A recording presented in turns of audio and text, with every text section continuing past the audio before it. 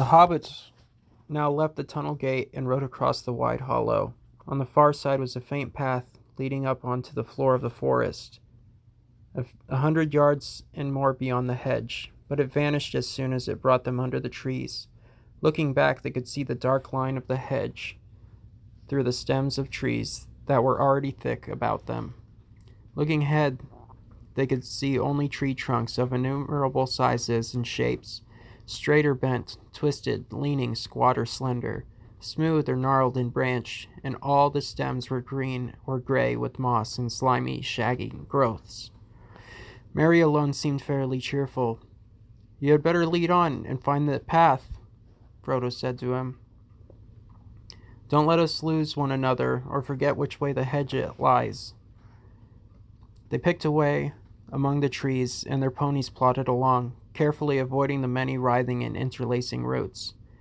There was no undergrowth. The ground was rising steadily, and as they went forward it seemed that the trees became taller, darker, and thicker. There was no sound except an occasional drip of moisture falling through the still leaves. For the moment there was no whispering or movement among the branches, but they all got an uncomfortable feeling that they were being watched with disapproval, deepening to dislike and even enmity. The feeling steadily grew until they found themselves looking up quickly or glancing back over their shoulders as if they expected a sudden blow. There was not as yet any sign of a path, and the trees seemed constantly to bar their way. Pippin suddenly felt that he could not bear it any longer, and without warning let out a shout. "Oi, oi!" he cried. "I am not going to do anything. Just let me pass through, will you?"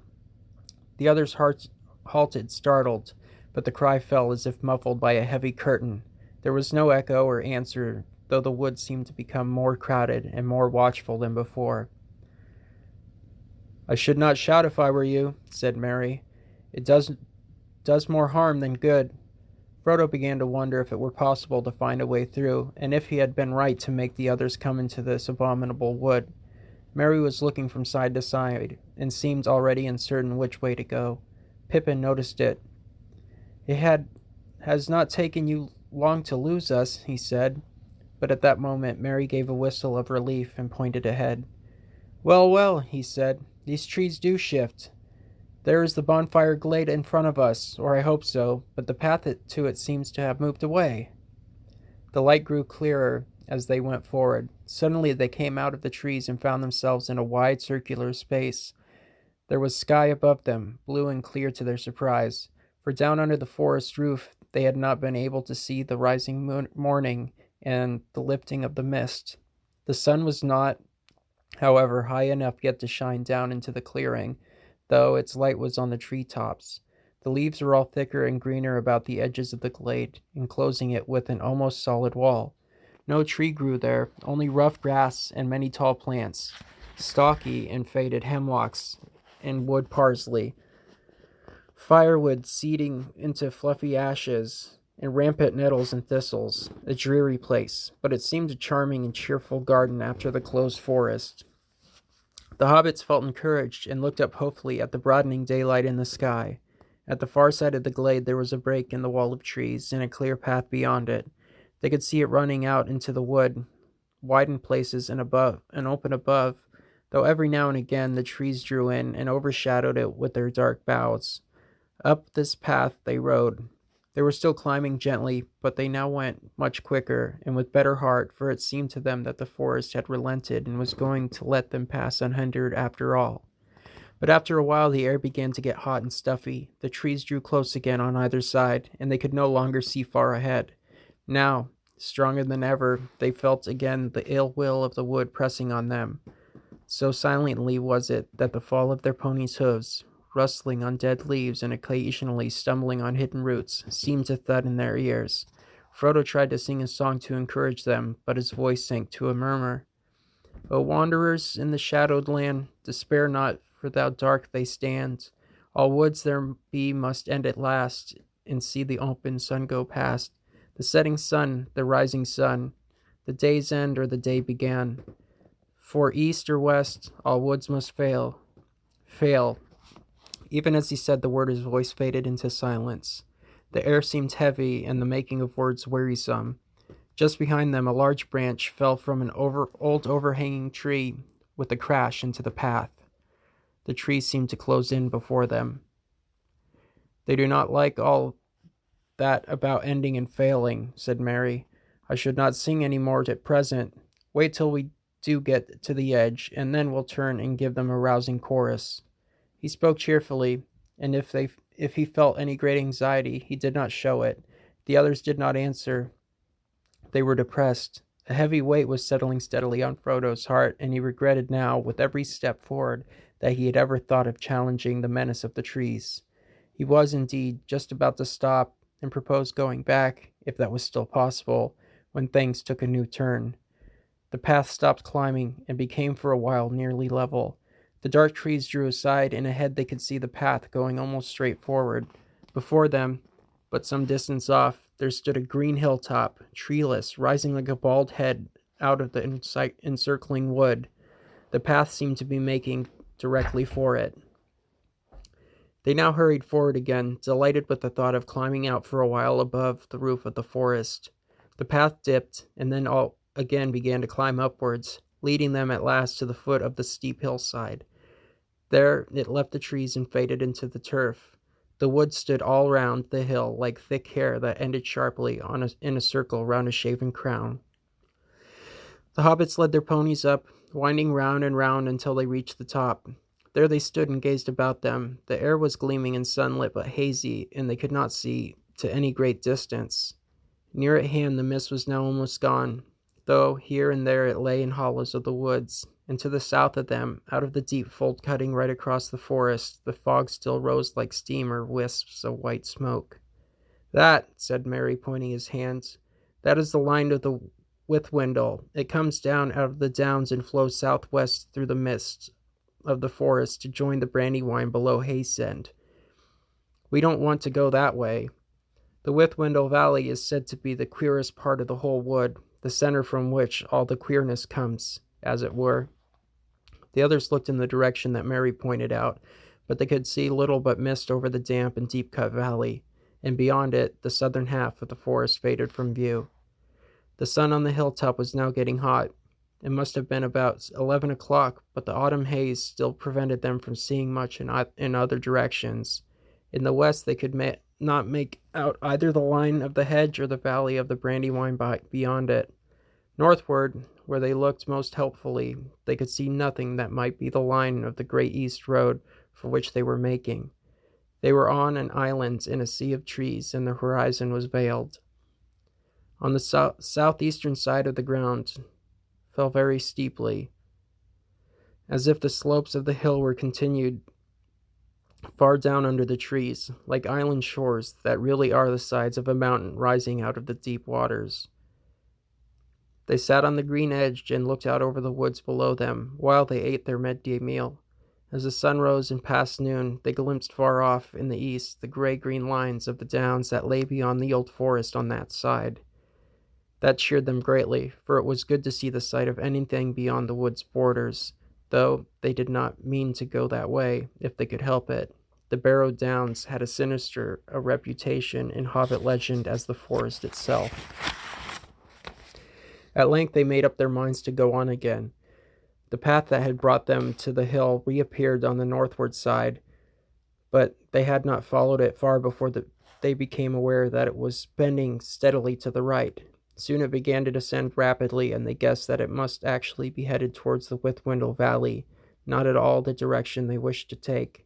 After some discussion, they decided to leave this misleading path and strike northward, for although they had not been able to see it from the hilltop, the Royal must lie that way, and it could not be many miles off. Also, northward and to the left of the path, the land seemed to be drier and more open. Climbing up to slopes where the trees were thinner, and pines and firs replaced the oaks and ashes and other strange and nameless trees of the denser wood. At first, their choice seemed to be good. They got along at a fair speed, though whenever they got a glimpse of the sun in an open glade, they seemed unaccountably to have veered eastwards. But after a time, the trees began to close in again, just where they had appeared from a distance to be thinner and less tangled. Then deep folds in the ground were discovered unexpectedly, like the ruts of great giant wheels or wide moats and sunken roads long disused and choked with brambles. These lay usually right across their line of march and could only be crossed by scrambling down and out again, which was troublesome and difficult with their ponies. Each time they climbed down, they found the hollow filled with thick bushes and matted undergrowth, which somehow would not yield to the left, but only gave way when they turned to the right, and they had to go some distance along the bottom before they could find a way up the further bank. Each time they clambered out, the trees seemed deeper and darker, and always to the left and upwards. It was most difficult to find a way, and they were forced to go to the right and downwards. After an hour or two, they had lost all clear sense of direction, though they knew well enough that they had long ceased to go northward at all. They were being headed off, and were simply following a course chosen for them, eastwards and southwards, into the heart of the forest and not out of it. The afternoon was wearing away while they scrambled and stumbled into a fold that was wider and deeper than any they had yet met. It was so steep and overhung that it proved impossible to climb out of it again, either forwards or backwards, without leaving their ponies and their baggage behind. All they could do was to follow the fold downwards. The ground grew soft and in places boggy. Springs appeared in the banks, and soon they found themselves following a brook that trickled and babbled through a weedy bed. Then the ground began to fall rapidly, and the brook, growing strong and noisy, flowed and leaped swiftly downhill. They were in a deep, dim-lit gully, overarched by trees high above them. After stumbling along for some way along the stream, they came quite suddenly out of the gloom. As if through a gate, they saw the sunlight before them. Coming to the opening, they found that they had made their way down through a cleft in a high, steep bank, almost a cliff. At its feet was a wide space of grass and reeds, and in the distance could be glimpsed another bank almost as steep. A golden afternoon of late sunshine lay warm and drowsy upon the hidden land below. In the midst of it there wound lazily a dark river of brown water, bordered with ancient willows, arched over with willows, blocked with fallen willows, and flecked with thousands of faded willow leaves. The air was thick with them, fluttering yellow from the branches, for there was a warm and gentle breeze blowing softly in the valley, and the reeds were rustling, and the willow boughs were creaking. "Well, now I have at least some notion of where we are," said Mary. "We have come almost in the opposite direction to which we intended. This is the river Withwindle. I will go on and explore." He passed out into the sunshine and disappeared into the long grasses. After a while he reappeared and reported that there was fairly solid ground between the cliff foot and the river. In some places firm turf went down to the water's edge.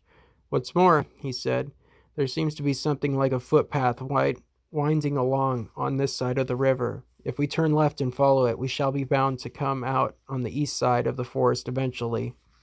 "I dare say," said Pippin. "That is, if the track goes on so far and does not simply lead us into a bog and leave us there. Who made the track, do you suppose, and why?" I am sure it was not for our benefit. I'm getting very suspicious of this forest and everything in it, and I begin to believe all the stories about it. And have you any idea how far eastward we should have to go?" "No," said Mary, "I haven't. I don't know in the least how far down the Withwindle we are, or who could possibly come here often enough to make a path along it, but there is no other way out that I can see or think of." There being nothing else for it, they filed out, and Mary led them to the path that he had discovered. Everywhere the reeds and grasses were lush and tall, in places far above their heads, but once found, the path was easy to follow, as it turned and twisted, picking out the sounder grounds among the bogs and pools. Here and there it passed over rills, running down gullies into the Withwindle, out of the higher forest lands, and at these points there were tree trunks or bundles of brushwood laid carefully across. The hobbits began to feel very hot. There were armies of flies of all kinds buzzing round their ears, and the afternoon sun was burning on their backs. At last they came suddenly into a thin shade. Great gray branches reached across the path. Each step forward became more reluctant than the last. Sleepiness seemed to be creeping out of the ground and up their legs and falling softly out of the air upon their head and eyes. Frodo felt his chin go down and his head nod. Just in front of him, Pippin fell forward onto his knees. Frodo halted. "It's no good," he heard Merry saying. "Can't go another step without rest. Must have nap. It's cool under the willows. Less flies." Frodo did not like the sound of this. "Come on," he cried. "We can't have a nap yet. We must clear the forest first." But the others were too far gone to care. Beside them, Sam stood yawning and blinking stupidly. Suddenly, Frodo found himself felt sleep overwhelming him. His head swam. There now seemed hardly a sound in the air.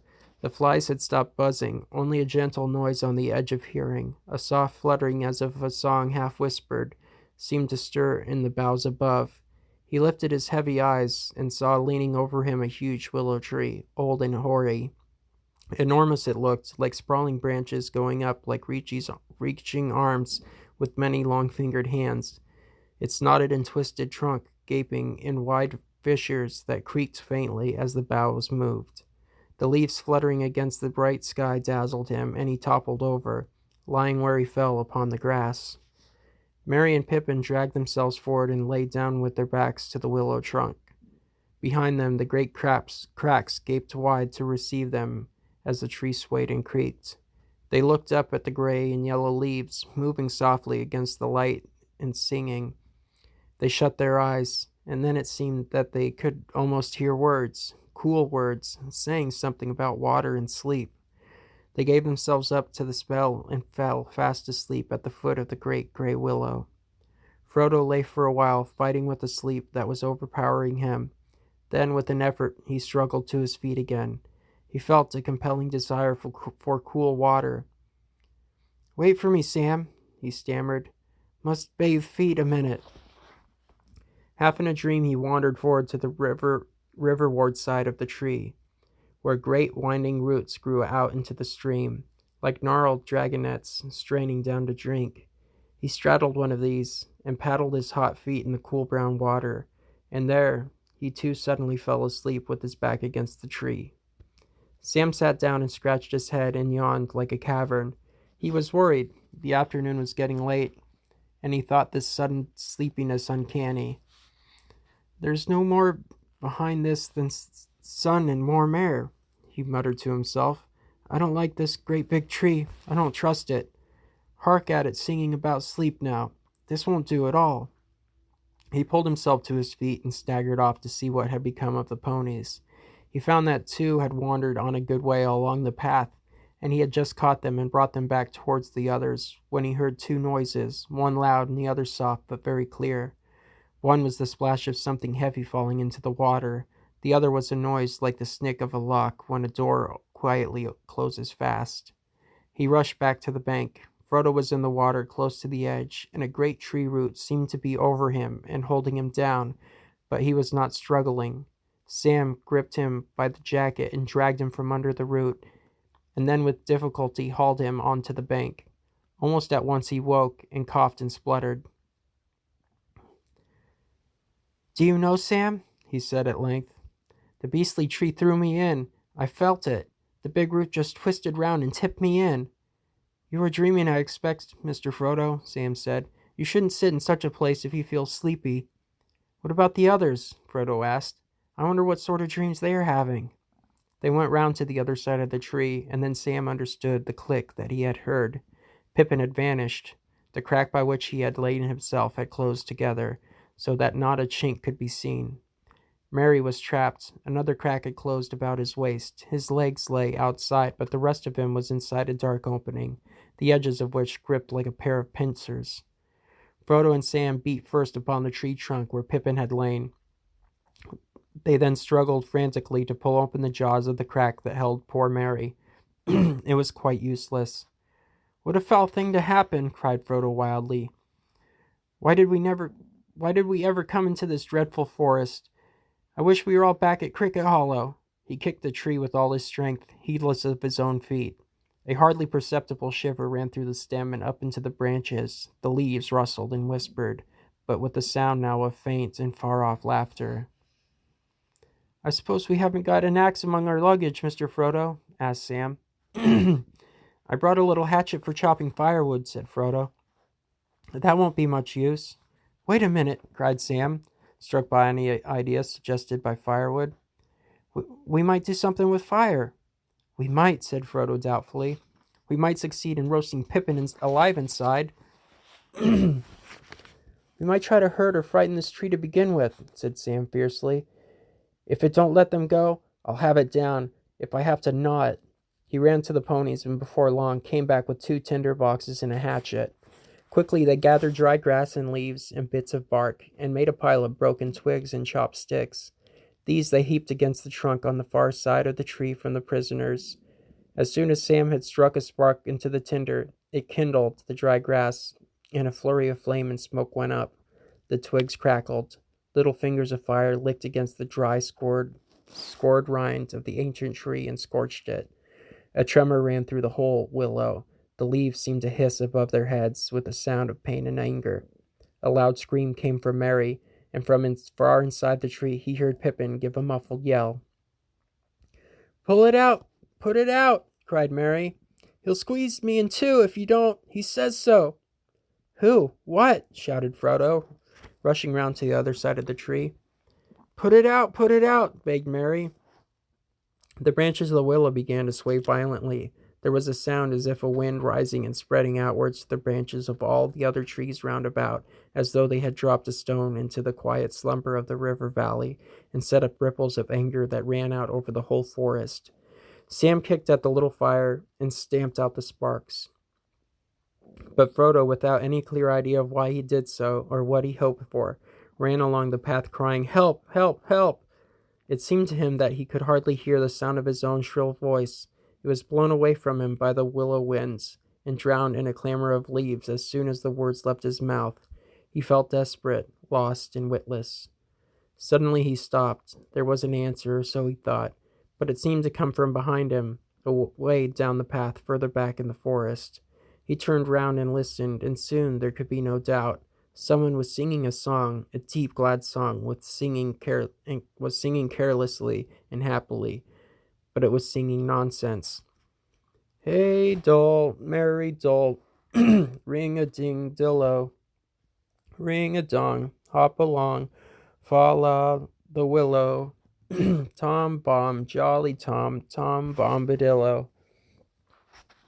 Half hopeful and half afraid of some new danger, Frodo and Sam now both stood still. Suddenly, out of the long string of nonsense words, or so they seemed, the voice rose up loud and clear and burst into this song. "Hey, come merry doll, dairy doll, my darling. Light goes the weather wind and the feathered starling. Down along under hill, shining in the sunlight, waiting on the doorstep for the cold starlight. There my pretty lady is, river woman's daughter, slender in the willow wand, clearer than the water. Old Tom Bombadil, water lilies bringing, comes hopping home again. Can you hear him singing? Hey, come merry doll, dairy doll, and merry-o. Goldberry, goldberry, merry yellow berry-o. Poor old willow man, you tuck your roots away. Tom is in a hurry now. Evening will follow day. Tom's going home again. Water lilies bringing. Hey, come, dairy doll. Can you hear me singing? Frodo and Sam stood as if enchanted. The wind puffed out. The leaves hung silently again on stiff branches.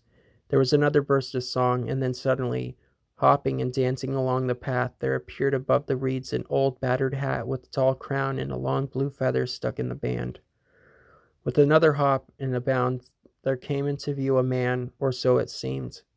At any rate, he was too large and heavy for a hobbit, if not quite tall enough for one of the big people, though he made noise enough for one, stumping along with great yellow boots on his thick legs, and charging through grass and rushes like a cow going down to drink.